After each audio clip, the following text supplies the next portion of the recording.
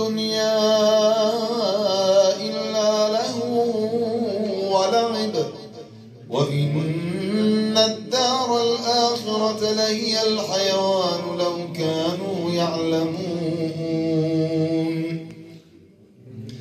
فإذا ركبوا في الفلك دعوا الله مخلصين له الدين فلما نجاهم إلى البر إذا هم يشركون ليكفروا بما آتيناهم وليتمتعوا فسوف يعلمون أولم يروا أنا جعلنا حرما آمنا ويتخطف الناس من حولهم أفبالباطل يؤمنون وبنعمة الله يكفرون ومن أظلم ممن افترى على الله كذبا أو كذب بالحق لما جاءه أليس في جهنم مثوى للكافرين والذين جاهدوا فينا لنهدينهم سبلنا وإن الله لمع المحسنين بسم الله الرحمن الرحيم ألف لام ميم غلبت الروم في أدنى الأرض وهم من بعد غلبهم سيغلبون في بضع سنين لله الأمر من قبل ومن بعد ويومئذ يفرح المؤمنون بنصر الله ينصر من يشاء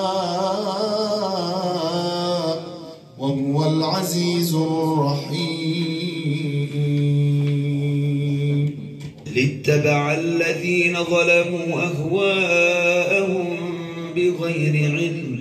فمن يهدي من أضل الله وما لهم من ناصرين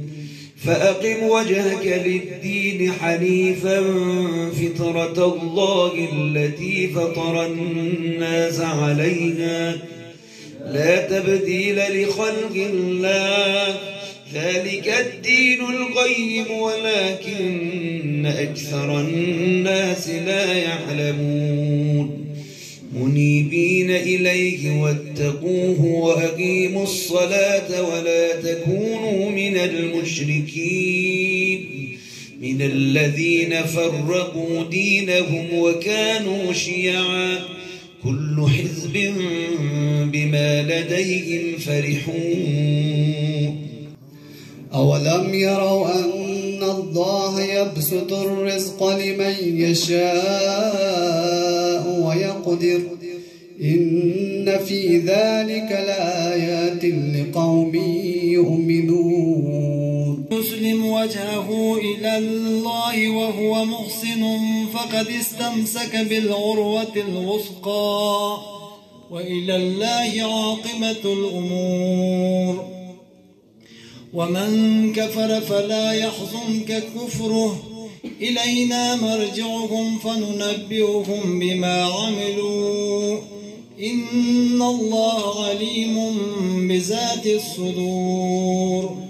أولم يروا أنا نسوق الماء إلى الأرض الجرد فنخرج به زرعا تأكل منه أنعامهم وأنفسهم أفلا يبصرون ويقولون متى هذا الفتح إن كنتم صادقين إن كنتن تردن الله ورسوله والدار الآخرة فإن الله أعد للمحسنات منكن أجرا عظيما يا نساء النبي من يأت منكن بفاحشة بفاحشة